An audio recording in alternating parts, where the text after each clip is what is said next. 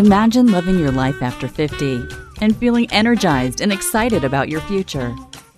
Welcome to the Women in the Middle podcast, the podcast for women who are ready to figure out what they want and create the life they deserve.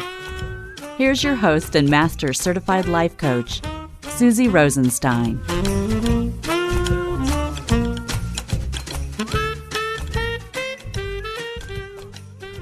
Hey there, welcome back to the podcast, Women in the Middle.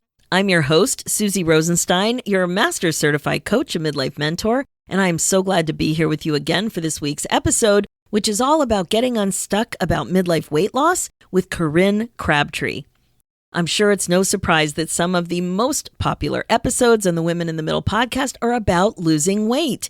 Even at our age, it is still a big topic in our lives, and it takes up a lot of brain space. You're going to love my guest today.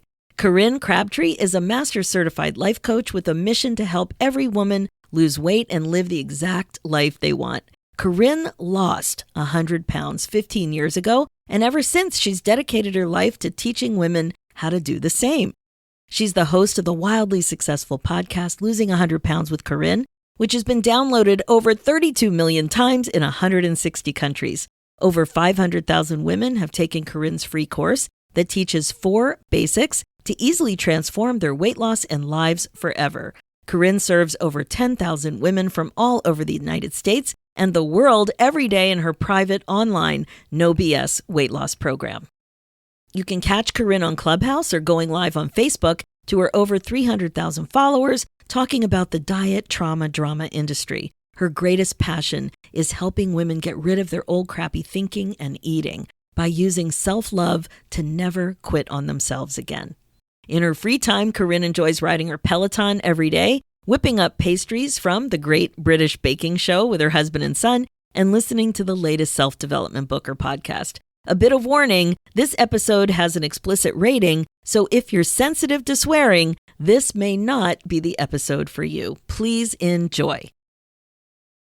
Hi, Corinne. Thanks so much for joining us today on the Women in the Middle podcast. Well, I appreciate you having me, Susie. So excited. So I'm sure it's no surprise that most of my episodes that have anything to do with weight loss are my most popular episodes. So what a treat it is to have you on to give us some straight advice with what's going on with the whole weight loss in the middle issue. Mm-hmm. I totally love your message. And although, you're dealing with a serious issue, obviously, you've made me laugh out loud on more than one occasion. Sometimes I keep everybody rolling with my Southern sayings and stuff that I just want to say to everybody, if something crazy comes out my mouth, I heard it from my grandmother. People are always like, where do you get this? I'm like, my granny said all these things. Hilarious. Sometimes I actually watch it again because it's so funny. You're a riot. So anyway, I just thought we would start. If you just tell us a little bit about your personal weight loss story, and then we're going to dive right into some of these midlife myths about weight loss and what's going on with us in the middle. So what's your story? So I always tell people that the only time I was ever thin was when I was coming out the womb and everybody wanted a chubby baby. And I was like, I wasn't a chubby baby. So when I turned 9, I gained a lot of weight. I just started basically once early puberty started hitting, I just started going up the scale. And then all the way through middle school, I was already about 200 pounds. In high school, I was always overweight. I was very bullied my entire life. I also grew up with a single mom who didn't make a lot of money. So we lived in fast food. I mean, if you think about back in the 80s, nobody was thinking fast food was bad for you. It was still like, whoo, it's so new. And all these new chains, we just glorified how, convenient it was. So I grew up eating buffets, fast food. My mom didn't cook. We didn't have a lot of money. So I didn't have a diverse palate. I didn't eat a lot of fruits and vegetables, all of stuff. Didn't know how to cook, nothing. So all of that is my history. And then when I had my son, and I was about around 29 years old, 30 years old, he was about a year old and I was over 250. I was exhausted. I couldn't keep up with him. I was depressed. I was never diagnosed with postpartum, but when I was 17, I'd had severe depression and had attempted suicide. So I looking back now, I am very sure that I would have been diagnosed postpartum because it was dark days every day. And I just woke up one day and he wanted to play with me. And it was like 10 o'clock in the morning. The Price is Right was on the TV. This is how I know it was at 10 o'clock. And I literally said what my mom used to say to us, which is, I'm too tired to play. And it hit me like a ton of bricks. I remember as a child feeling so bad, like almost unloved because my mother was always exhausted, but she was working 2 jobs. I was on the couch at 10 a.m. watching Price is Right, just not liking my life and overweight and too tired. So it was in that moment where I kind of had like a meltdown. And when my husband came home that night, I just looked at him and I was like bawling and snotty and just said, I don't know what I'm going to do, but I got to figure this out. I'm going to start doing some stuff. And he was like, do whatever you need to do. Now, he was always supported in the fact that he always believed that I was able to do anything I set my mind to. He believed in me way before I ever even thought about believing in me. But he wasn't going to change how I ate. Like he wasn't like all in on the support. He was just like, I bet you can do it. I'll be over here with a cheeseburger, but God love you. Go do what you got to do. And so the next day I had decided that there wasn't a lot of the food I could give up yet. I thought, well, I could probably start walking each day. It would probably be good for me. So I started with little 15-minute walks. I started with small changes. Like I would eat ice cream out of the carton every night. And one day I was like, I wonder what would happen if we just put this in a really big bowl. Like, I bet that would keep me from eating the entire carton if I just put it in a bowl and decide you can have as much as you want, but you can't go back. That's the only rule we got now. And I started making like these micro changes. And I just kept thinking, what can I do today? Like, is there something small I can do that would make sense that if I did it for a while, I would probably lose some weight? That is how I lost 100 pounds. I made micro changes. And then the more I showed up for those little changes, the more I would think about raising the bar just a little bit more. I was kind of proving to myself that if I made a decision that I could do it. I still would argue, like there would still be a piece of me like, I don't know, do I want to? But I was setting the bar so low that even when I thought I don't want to, it was still easy to say like, yeah, bitch, but we're doing it anyway. Yeah, like just go on, it won't hurt you. So for me, that was like the most important part of my weight loss journey was really more learning how to challenge myself in the smallest ways so that I could build that relationship with myself. And this was way before coaching or none of that. Even reading Oprah? Probably not even. No, Oprah. I don't even think I watched Oprah. Like I didn't even fall in love with Oprah until after I was like well into self-development. I had no self-development background, none.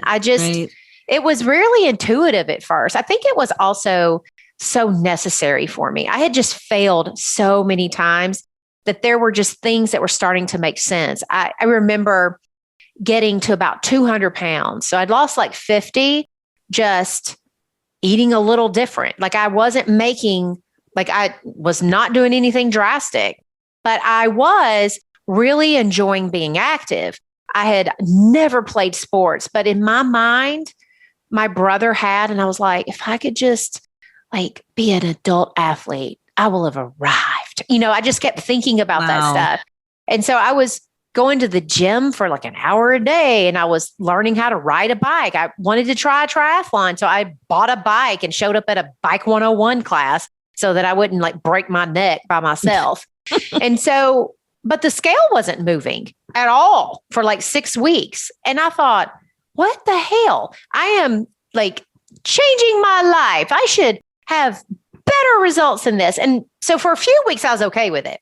And then there was this one day where I was just like, this fucking blows. Like, this is some crap. I am working so hard. And I remember thinking in that moment, I should just be eating.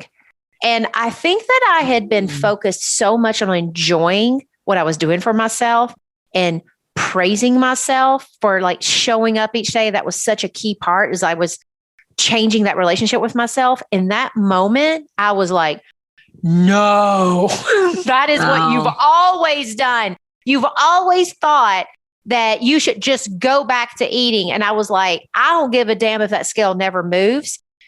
You feel better. You're doing better things. It only makes sense that scale will move one day if you don't quit. And I just like, it was such a pivotal moment. Wow. And that was like the big shift. And once that hit, I kept going. I kept hitting stalls, but I just kept telling myself, next week will be better. Like, let's just keep doing what we're doing. And if it would stall for a couple of weeks, I'd be like, all right, we're obviously at a point where we need to figure out, is there something more we can do that we hadn't thought of yet? And then next thing I knew, I'd lost all the weight and feeling good, and just decided in that moment, I want to help other people do it, because I knew that I had done something that most women can't do. And I wanted to make sure that I could help people figure out that if I can do it, I know you can do it. So it's really remarkable, Corinne, to have that insight without the support. Support is so much easier to find right now. Podcasts are great. TV, magazines, online. There's so many people to follow and everything's so accessible. And you had all that insight by yourself. Yeah. Well, and I think that's important in weight loss, because even like today, even though we have a lot of support, weight loss is still such an inside job. Right. And we forget that weight loss is an inside job. It's like all of that. I always tell people, if you lose the mental weight, the physical weight will come along for the ride. And I don't know why I was being so insightful. I mean, I'm born and raised Catholic. I will say I don't be going to church every day, so don't be thinking that I'm like that holy. But I do believe that I must have been gifted something from the good Lord, because I look back on it and I'm amazed at my own self that I was able to do that inside job. But it took me years, because I didn't even go to the life coach school until 2015. So I started my business in 2007.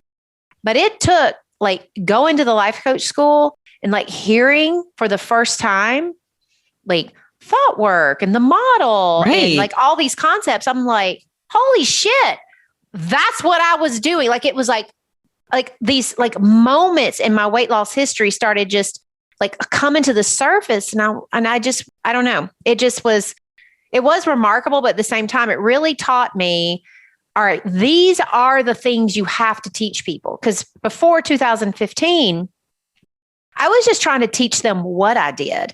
And then I would talk to them all day long. I couldn't really put it into terms, but I could motivate and I would give them thoughts to think. But I really wasn't good at showing them their shitty thoughts. I was just on the other side. I was dragging them along for the ride with me. Yeah. And it dawned on me in 2015 with all that. It's we got to change the way we're teaching this. It really was your mindset that changed. And now we got to teach women how to change their mindset around it. It's not about what they're eating.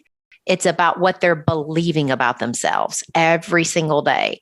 And we change that, the weight will come off. Oh my gosh. I had a moment in 2015 where I sat behind you at our mastermind. And I remember Brooke referring to you about something, just about the progress that you had just started to make. Mm-hmm. And I was like, who is this blonde right in front of me? Who is she? What is she about? What's she been doing? Because Brooke was really referencing the work that you'd done. And I remember her saying, and then you got up to speak, that you had been doing this for so long, but that you didn't have the context of what you were doing. And now you had all the context, and then your business just took off once it all put into place like that. Yeah, it was so much easier to talk to people about, this is what has to change. It was the first time that I ever was this is exactly what has to change. And this sentence and this thing and this thing, it just all came together after that. So it really gave me clarity. I could totally see that. And I didn't know who you were, and you probably you had no ability yet to see what was going to happen. None. And it all came together. But that was just a fun moment, because I didn't know who you were, but I just knew that you had something going on that was really insightful, and it was just all coming together for you. So that was great. Way back in 2015. So, here in the Women in the Middle, we're talking about midlife. We're talking about menopause. We're talking about, midlife, which can be anywhere from ask 10 people, you get 10 different answers, but really 50 plus is what we're talking about. Most of the time. And there's so much discouragement about what happens when you hit menopause and what happens about how the weight shifts and about how hard it is and about hormones. And it's just like, it almost seems impossible sometimes to think that you can release weight with all this stacked up against you. So can you talk a little bit about midlife women and weight loss and what your experience is and some tips for us? That would be awesome. Yeah. So I'm going to be there soon. We will welcome you with open arms. Yeah, I'm ready. I'm like, if my 40s were this fabulous, I can't even imagine what the 50s are going to be. Exactly. Like. So, but I have coached, like I would say my average member now is 50 or above. We have women who range about 50 to probably early 70s now. A lot of them are grandmas, and they're always like, they're in the grandma club. They're always like, your grandmas love you. So I think what I notice most, the very first thing that I always tell the people who come in and they're talking about menopause and the inability to lose weight is you got to not believe that story. Like if you for a minute start believing it, you will find every emotional reason to eat. Most of my women are able to lose weight. I've got story after story. They are like, I thought menopause was stopping me. And then I came in and Corinne told me that I was no longer allowed to eat because I felt bad about being in menopause. Just like saying no to every time that I use the excuse of, well, my hormones, well, this, well, that. Like when they just stopped that one behavior, some weight started coming off. They're like, what? And I tell people all the time, it's like, you don't know if it's your hormones. You don't know if it's your age. You don't know shit unless you are not emotionally eating. I want all of you to think about this. How many times have you stepped on the scale, thought it's menopause, and then gone out for margaritas that night, pissed, thinking, why bother? Or eat through the weekend because you're just like, well, I'm not going to be able to lose weight anyway. So often we're doing these small overeats. And I'm not even talking about epic binging. I'm talking about just little self-sabotage, little things here and there, little grab asses while you're making dinner with this like thought of, yeah, it's so hard for me to lose weight. And then you just pop something in your mouth. If that's going on, that's not menopause. That's busted thinking. That's you blaming. That's you being caught up in the narrative. I like to tell my menopause women, sometimes it's hard for them to make the leap to, of course I can lose weight. Corinne says. It's like, just at least start with, I don't know jack shit until I solve my emotional eating. So why don't we just go with like, I don't know anything until I work on the emotional eating. Let me work on that. Let me clean that up. Then I get to make a decision after that. So that's always like the first thing I tell people. I love that you said that, because when I thought I was in perimenopause, I had to go to the doctor a few times, and eventually I was in menopause. And I remember her telling me how much weight it was likely that I was going to gain. And sure enough, I believed it, and I gained that amount of weight. So I love to just wipe the slate clean with that thought and just focus on, let's clean this area up first, and then let's just see what's going on. Right. And that's a great place. I think the other thing too is, I think the first thing is like getting that cleaned up. And then I think the next thing is that if your body is going to change some, then you just get to develop a relationship with yourself. I think what we do a lot of times is, as our body's changing as we get older, that we just kind of sink into a terrible narrative. Like I notice, at 40, I just turned 47. Happy birthday. Thank you. Thank you. There's several things about my body that's changing now. Like I have got like crepey skin in places I've never had. Mm-hmm. I mean, one good thing for me with the crepey skin is I've had loose skin for so long that I've been working on the relationship with my skin. I'm just like, oh, come join the party. You're not going to get me off my A game today. So, but I would invite women especially to use this stuff to redefine how you want to think about yourself. not to use these changes as a way to just buy into what we've always been taught that, younger's better and you should look this way and all this other stuff. It's like at some point, I think women are going to have to start deciding, this is who I am. I get to be proud no matter what. Like we have to start defining what's sexy to us, what we want to wear, what we want to do. And it's not that we don't have to give a crap about everybody else, but we have to give a crap about what we think first now. And I don't think we prioritize that near enough as women, especially the older we get.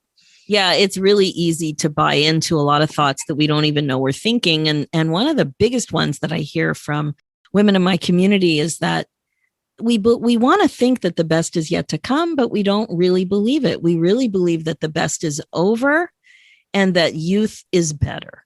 Youth being better, we would never catch ourselves thinking that, but it's just so subtle. So the way I looked when I was younger was better. The way my chin looked when I was younger was better. The way my stomach looked when I was younger, even my legs and any of these crepey little spots that are funny. I found a crepey spot on my cheek that kind of really surprised me because I remember my mom told me, always keep tweezers in the car because the angle of the mirror and the sunlight makes it a perfect place to find those black hairs. So I was looking for some things, for some whiskers and things. And I'm like, wait, what the hell is that? Crepey skin on my cheek. I didn't even see it coming. Yeah. I'm like, well, it was better not to have crepey skin on my cheek. Yeah, I mean, you're right. Just really thinking about who am I now and what's the relationship I want with myself now, changes and all. Yeah, because I don't want anybody to sit around and think that I'm looking in the mirror every day and be like, whoa, sexy beast. And I just move on. I definitely can get in the mirror and my brain will go to ooh, this is wrong or ooh, this is changing and stuff. But I balance a lot of that out with, and these are the great things about my life now. This is what's so much better at this age. I don't just I think sometimes what we do is we get so caught up in how we look that we forget that there's anything else to ever even think about. We just kind of take for granted the rest of our life. And it's we've got to practice putting emphasis on it so that these small things that are changing that we may not like at first, we haven't had a chance to define it. We've not, it's caught us off guard when our brain wants to hyper critique us and stuff. If you don't have a regular practice of teaching your brain, but here's also what's coming along for the ride with age. Here are the good things that are happening. I think about my 40s and going into my 50s, and I think about all the insecurities I had in my 20s and 30s that I don't have anymore. Oh, it's this is better at this age. This, I feel probably more sexy and sexual now. And I don't mean and I'm just going to say, I wouldn't say that I'm every day wanting to have sex, but I feel I remember maybe wanting to have more sex in my 20s and 30s, but not really being confident in my body and not being willing to have the lights on and all this other stuff. I'm nowadays, I'm look, if you want it, let's do it. And I hadn't had a shower, but I was in my 20s. I'd be oh my gosh, I hadn't had a shower. I got to get dressed up. I don't have those insecurities anymore. I'm just comfortable with who I am now. So thinking about all the different things that are changing and what's good also about getting older, what are the benefits? I think that helps as you're redefining your brain around your changing body, if your weight's going to change, anything like that. So good. Now, one of the things I really wanted to talk to you about is a common reason for procrastination with working on weight loss. It's oh my God, I can't do other things while I'm focusing on weight loss. I can't change my job. I can't get rid of that job that I can't stand, that I've been in for 25 years, or I can't build my business that I'm so excited to build. Can you talk a little bit about fitting weight loss priorities in with other goals and a busy life? So this is so funny because I'm always how much freaking time does it take to lose weight? People say this all the time as if I've got 8 hours that I need to plug into my day to focus on weight loss. It's that is so not true. If you're going to stop overeating emotionally, you have more time on your hands.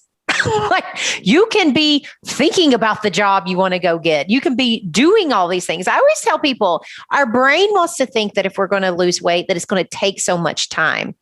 add that shit up on a piece of paper. Like literally, I tell my clients all the time, I don't even teach them to exercise. So I'm like, y'all don't even have to put that down.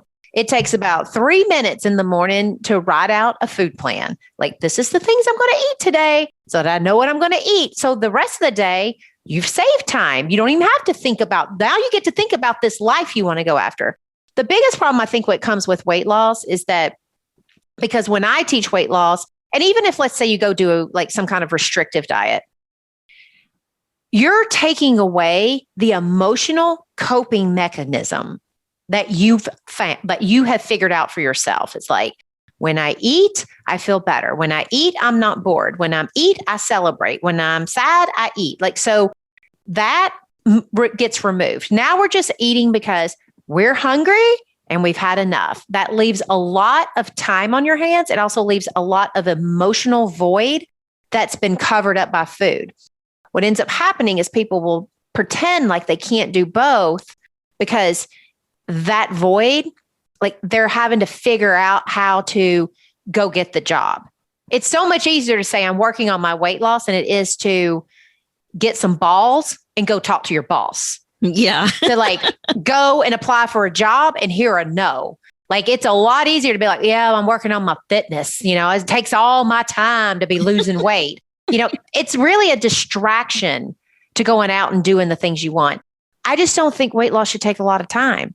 I think it supports everything you want to do. It opens the door to more time on your hands to go out and do the life that you want to live. It also opens the door to the relationship you have with yourself. You know, when you take away your emotional whoopee of Twinkies, then you're left with what you think about when you're not eating. Start working on that piece. Start working on, what do I think about? Am I sitting around saying yes to everybody because I'm so terrified that they're going to have a harsh word for me and then I would feel bad? Like, let's work on all of that. That stuff's way more interesting to work on than to just sit there and they're like, well, let me just lose weight so hopefully I'll feel better about myself. And then sacrifice all these other great things you could be doing. Absolutely. And another thing that comes up a lot is with anybody who's an entrepreneur, an online entrepreneur, and certainly in my world, it's a lot of coaches. You know, there's a lot of visibility issues that come up. So it's kind of like, yeah, if you're going to have that kind of a business, you are going to have to put yourself out there. And when you don't like the way you look, I personally had a lot of problems. My hair looked so bad because the salons were closed for 17 months. And I'm like, I can't do it. I just looked just so bad. And I was kind of surprised at how self-conscious I was. But this issue of feeling self-conscious and not wanting to start things like marketing and visibility and putting yourself out there until you look better, until you feel better. Can you talk about that a little bit? Well, I will just say it doesn't matter how you look. I feel like so I'm a big fan of Dolly Parton. And one of Dolly Parton's favorite sayings is, it takes a lot of money to look this cheap. So I have extensions and I have lashes and I have all the things. And I feel like I look pretty smoking. And there's hardly ever a post that I put up where somebody just like, they don't like how I look. Don't be sitting there fooling yourself into some idea that you're going to lose weight. You're going to do these things. I think a lot of times people try to like look really good thinking that will shield them against negative feedback. Number one, you've got to figure out your feedback for yourself when you hear it, because when you start putting yourself out on social, you're going to hear it all anyway. And the bigger you get, the more you hear. You know, there's just more people that are going to come. Like, if you've got one person out of 400 that'll throw shade at you, you get 40,000, then that's like, you know, multiplied by what, like 10? So then you've got these 10 douchebags that come on your, you know, Instagram posts and stuff every day. I'm like, oh, I don't like you. So I think there's like some of that goes on. Like, you just have to realize that you're never going to look good enough to shield yourself from someone who doesn't like the way you look. There's like, opinions are like assholes. Everyone has one. Yeah. I think the other thing is just deciding, you know, in that moment, what am I going to make it mean? What am I going to make it mean about myself? Am I going to make it mean I got to keep changing myself for everyone else? Or am I going to make it mean that's somebody who doesn't deserve my attention? there are people who do, and that's who I want to focus on. And that's where I live these days. I get plenty of people that don't like me for a variety of reasons. And I just always remember my job is not to show up for them every day. And my job is not to make sure they like me. My job is to make sure that the people that I serve, that I'm changing their life and that I am showing up the best way possible to change their life. And when I stay in that energy, that other stuff doesn't bother me. I'm just like, they're wrong. They're not my people. I mean, there's 1,000 thoughts that we can think about it. But for me, that's where I go. Was that hard for you? Was that a hard adjustment as you got bigger and more well-known? Yeah, I would say this year has not been bad at all. Like the other day I posted something. I was actually twerking in a bikini because I was like, we gonna like show all the things. Like I was just like going, wild. And about 400 people did not like it. Oh, really? Because I saw it and I was like, oh my God, look at you. Yeah, a lot of people did.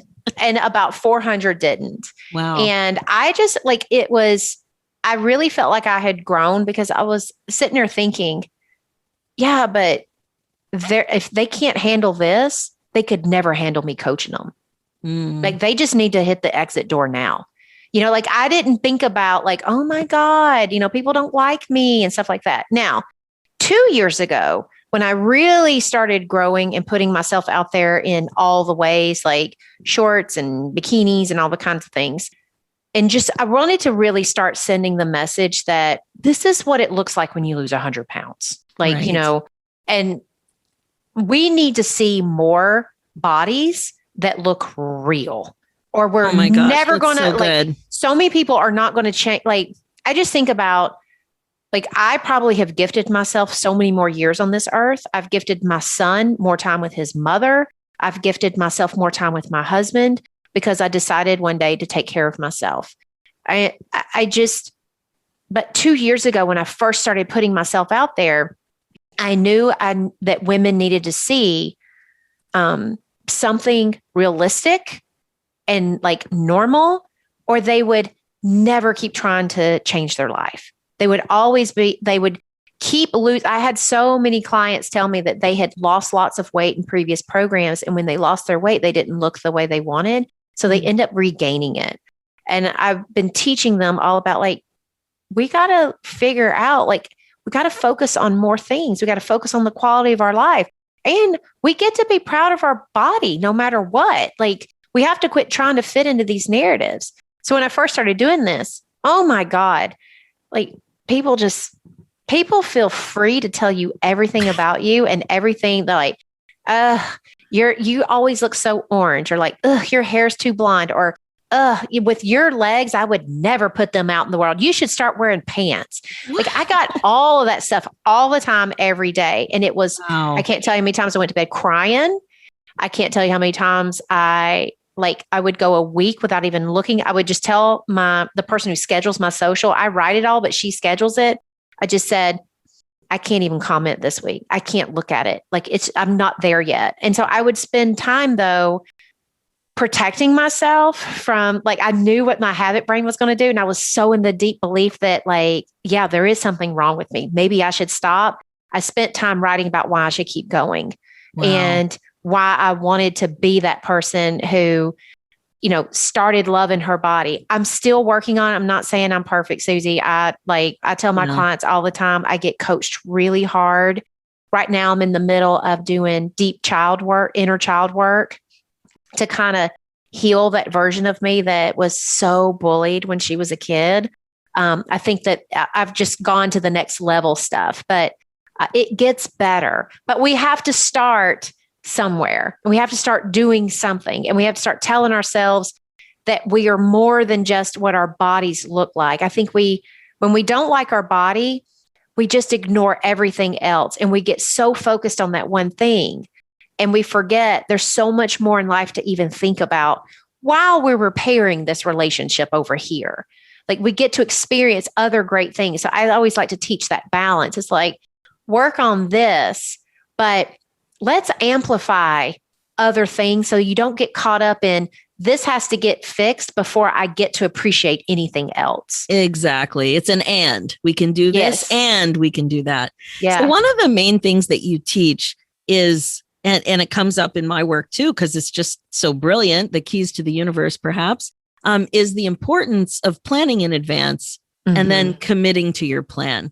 So could you talk about that a little bit? Because there's so much resistance to planning in advance. Yeah. So this is probably, like I always tell my members, if I can just get you to plan, we pretty much have done 50% of the work at this point. Like the planning, the key to it is the most of the people that have resistance to it is because they are trying to plan from diet mentality, their old diet trauma and past.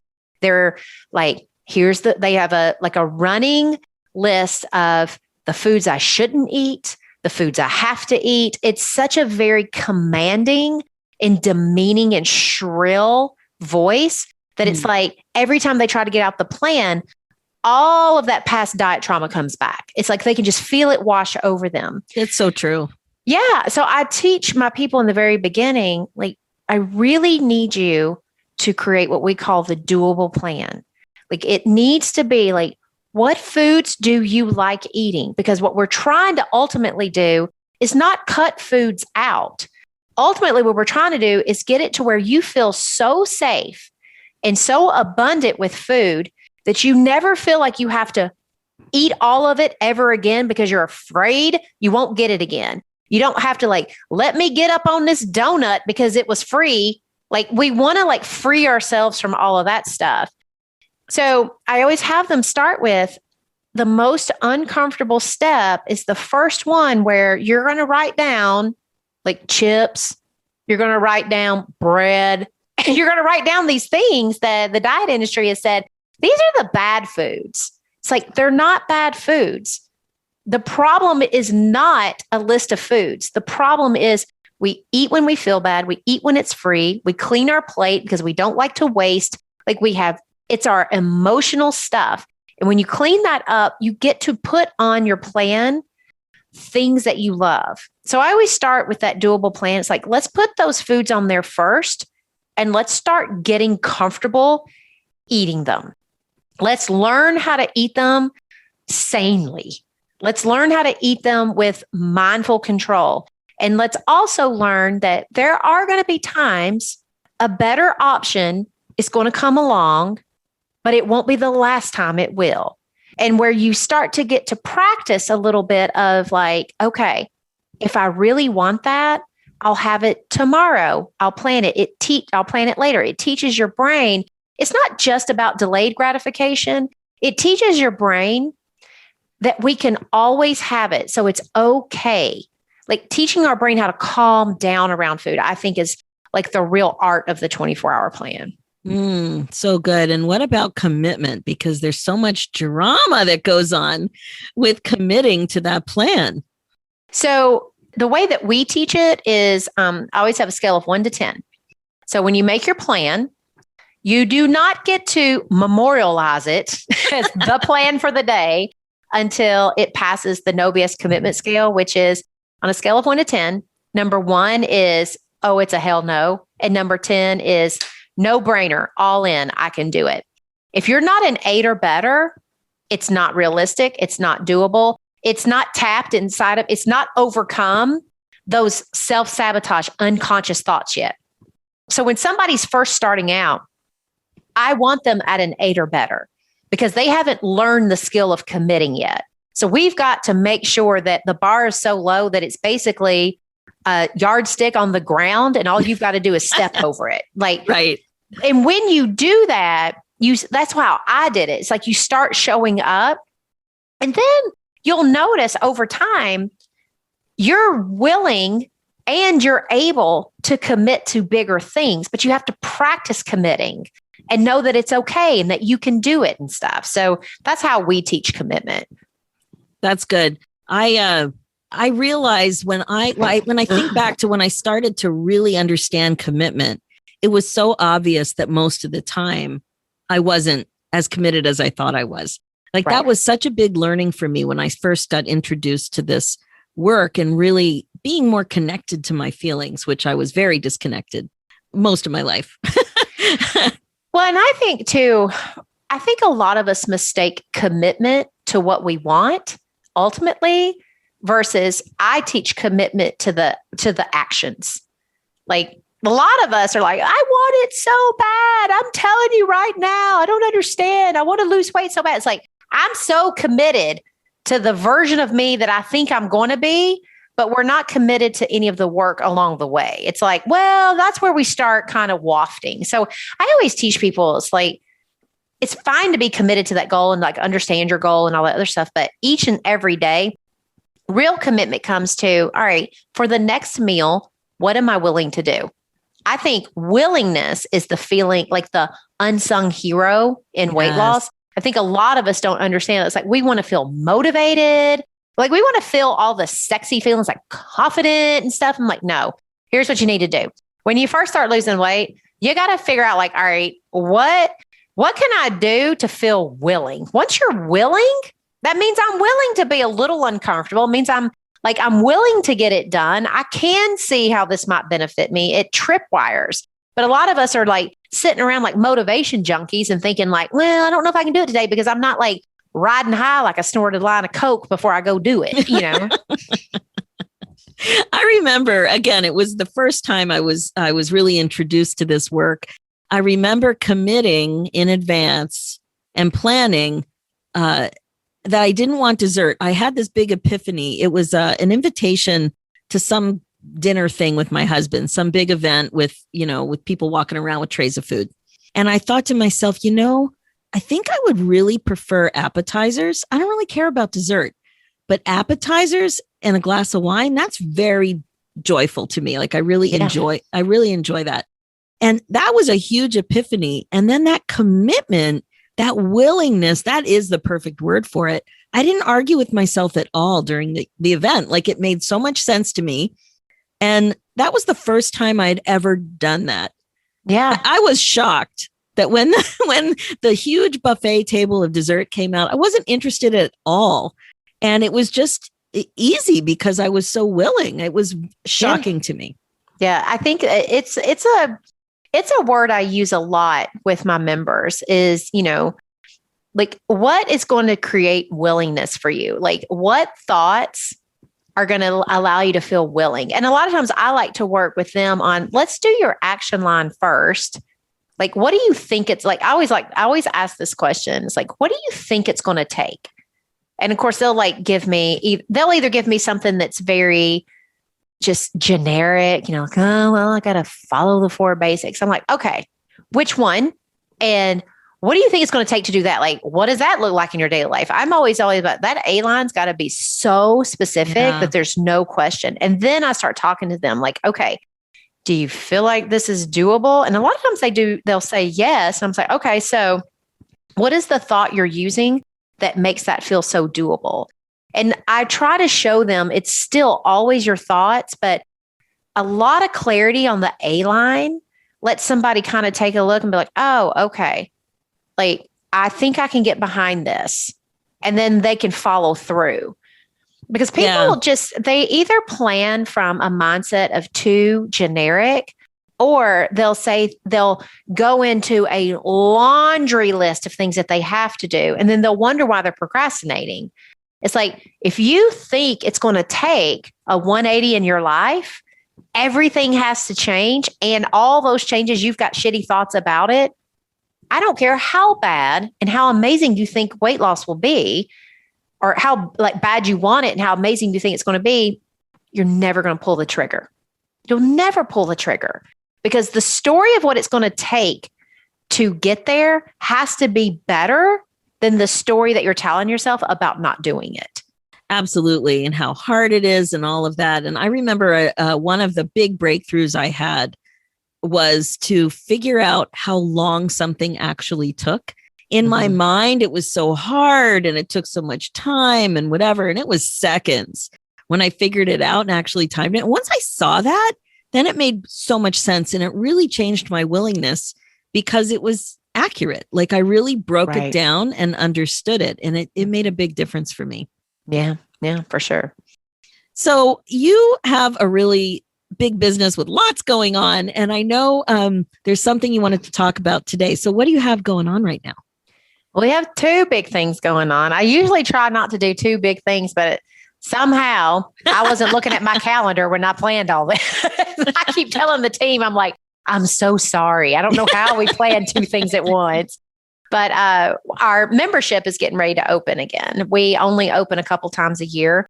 So that's getting ready to happen. And it will be open August 4th through the 7th. So if you're strictly like, I would love to lose some weight. I would love to prove that to all the doctors that you actually can lose weight during menopause. You don't have to just sit back and take it, you can do that. And you can go to, if you aren't on my mailing list, you can go to nobsfreecourse.com.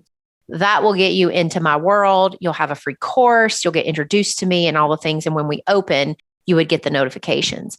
But if you're a life coach school certified coach who is teaching weight loss and you want to go through my advanced certification, where I'm not only going to teach you how my beliefs around weight loss, keeping it simple, keeping it clear for your clients and stuff, but you also want to have a little bit of business advice. One thing I'm good at is helping women make the way to making some money a little bit easier on themselves. I had to learn all the things by myself, and it's kind of like what I've done in weight loss. I just wanted women to be able to lose weight easier and get there than I did. And I want to do the same thing on the business side. So you can go to theweightlossuniversity.com.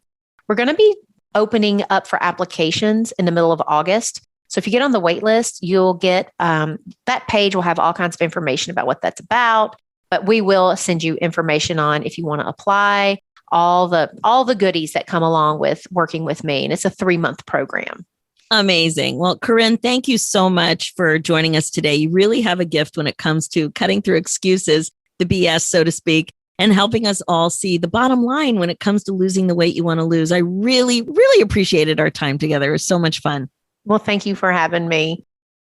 Okay, that's it for this episode. A lot of truth bombs were dropped just now, right? So think about it.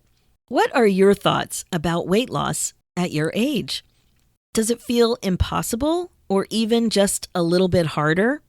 Even that one thought, it's harder to lose weight in menopause, can be a huge problem. And it doesn't even seem like the big problem, does it? Right? It really doesn't.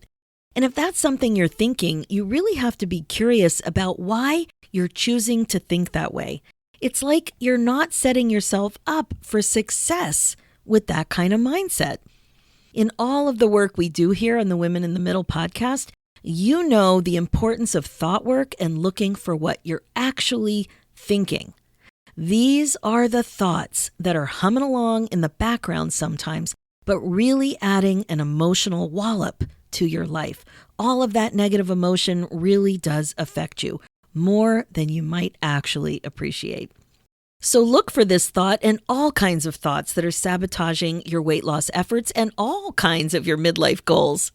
As I always say, it's so important to regret-proof your life. A super common regret is that you get in the way of your own happiness in so many areas of your life. It really comes down to you not allowing yourself to be happy. That's what so many of us do.